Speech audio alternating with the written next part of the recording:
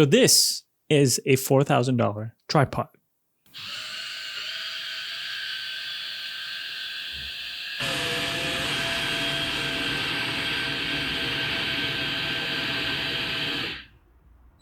This is the Edelkrone Tripod X Pro, and we also have the Tripod X Rapid to compare later in the segment of this video. So quick disclaimer, Edelkrone did send me these 2 tripods and that I do get to keep one of them. But with all the reviews on this channel, we do focus on the pros and the cons of every product that comes in. Now with this tripod alone, I was able to get some creative shots with the tripod wheels and also just the leveling features of this tripod. Now that got me thinking, does this have motion control? Because that's exactly what I thought of it. Motion control, product shots. I do a lot of product videos. Perfect, right? But this one specifically doesn't have motion control. It's specifically marketed for self-auto leveling tripods. So when you get these tripods, you get a soft case with them. It's actually not a soft case. There's a little bit of a harder material in between the cloth materials that you see on the outside and the inside. So it's maybe like semi-hard case, but I get why they call it soft case. Anyways, it's sturdier than what it's named after. You do just get the tripod legs and you do need to put a fluid head on top. If you do want one of theirs, you have to get one of their modules that are, it's like a tripod head, maybe a slider, maybe a jib. Their product line is very modular, so you can just pick and choose. You can even just put what I did here, fluid head on top, and it's good to go. So there's 2 versions of this product. One is the Tripod X Pro, which is what we have here, and 2 is the Tripod X Rapid. Both have different payloads. The Pro one has a 20 kilogram payload, which is great for big setups. And if you're gonna put more motion control modules on this one, that's a good payload for you to have. And then the Rapid version is only 8 kilograms. And you can also put some motion control on top of it with your mirrorless cameras. Both of these tripods have similar construction, similar designs, and similar buttons. The only thing that is different between them is the payload and the adjustable speed of the height adjustment. The Pro version, you can change the speed of the height adjustment. While it's not much of a difference from 10% to 100%, the Rapid version only goes in one speed, and that's the max speed. Between the 2 versions though, the Rapid obviously wins by this much. The Pro version might be slow, but I guess this is for, you're putting in a big rig in that one and you want really like subtle changes into the height. And this is perfect for, those slow shoots where you're setting up products, you're setting up specific angles. This would be really good for those. Here's the minimum height of these 2 tripods, and then here's the maximum height of these 2 tripods. Mind you, I'm 173 centimeters or 5'8", 5'9" in feet, and this is how it's compared to me. Okay, so let's talk about some cool things about this tripod. One is the self-leveling, which is super efficient actually. Let's just say you're gonna buy the Zackler Flowtech. It's fast, it's convenient. What's the difference with this one? Well, one, you don't have to really do anything. Once you adjust it to the angle that you want, it automatically levels it for you, which is a convenience by itself. Let's just say you just put this on a studio. You have a studio, you're doing a lot of product shoots, and maybe you just adjust the height and it automatically does the leveling for you. You can just do whatever you need to do. Maybe you need to grab another lens, whatever it is. It just skips another step. Second biggest thing about this self-leveling feature is that if you have a slider on there, you always want the slider to be leveled. And that's the hardest part when you're using a slider. Sometimes you have 2 tripods or 2 light stands in the both ends of the slider, or you just put a slider on the tripod. Well, with this one, you don't have to worry about that anymore. It just self-levels for you. And once you set the height, a few seconds after, your slider is good to go and you're ready to set up your shot with the slider.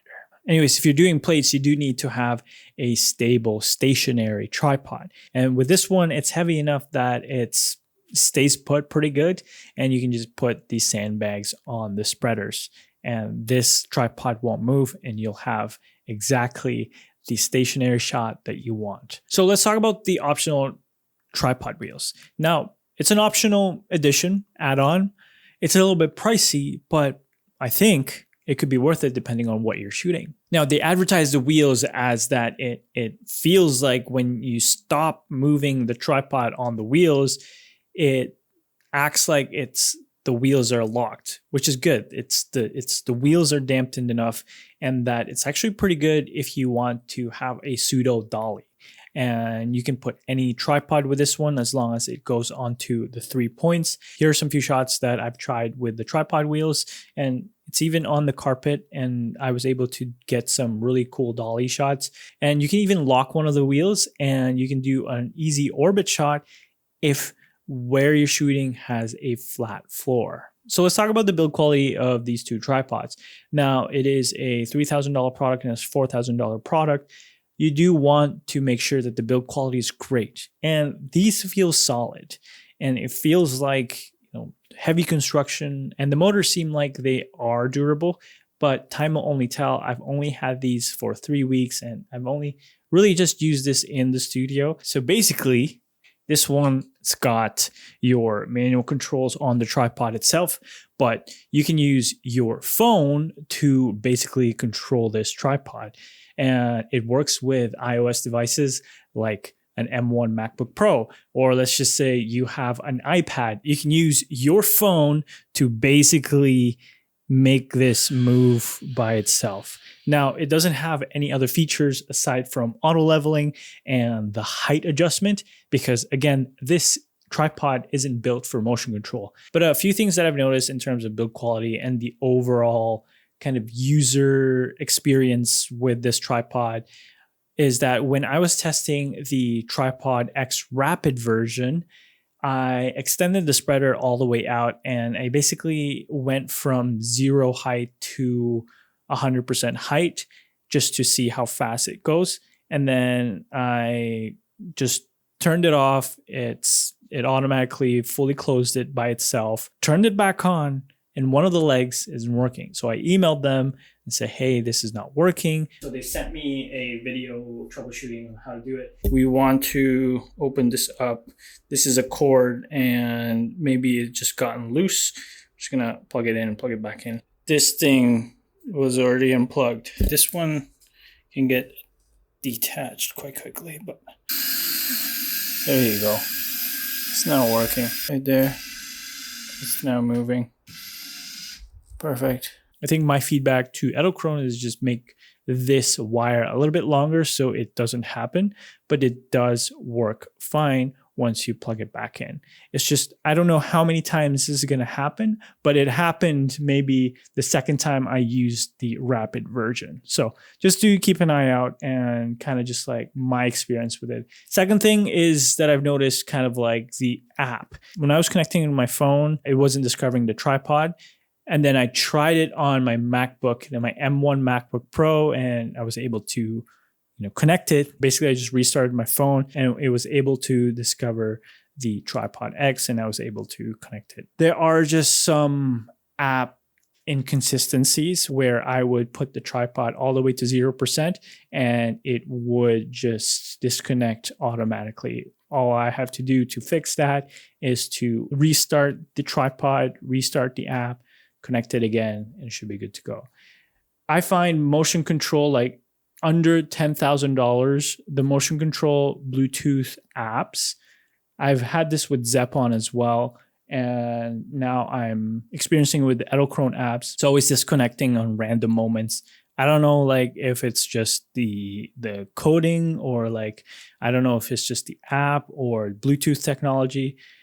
I still find that if you have a motion control module, something like a slider, something like, kind of like this, a remote control or manual controls work best, because sometimes if you are shooting, and this happened to me before on Zeppon, the Micro 3 had issues with the app, and it kind of delayed my production for an hour because it kept disconnecting. And yes, there is a manual button, but to me, time is money, especially if I have a shoot and I need to get a lot of the product shots during that day.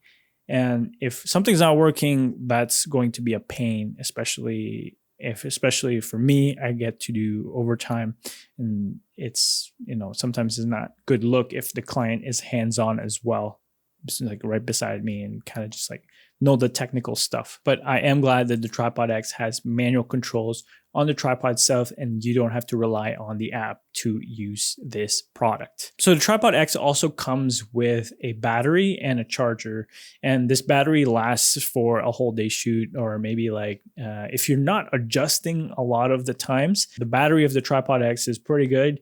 You won't need to charge it for a few days. But when I was testing this one, I was like really trying to see what it can do, going all the way up and down on full speed. For one day, the battery was enough. I think that's basically it. This tripod is very convenient. Honestly, if I am just keeping it in the studio on the tripod wheels and I want to be mobile and that I want to be efficient, this tripod makes sense.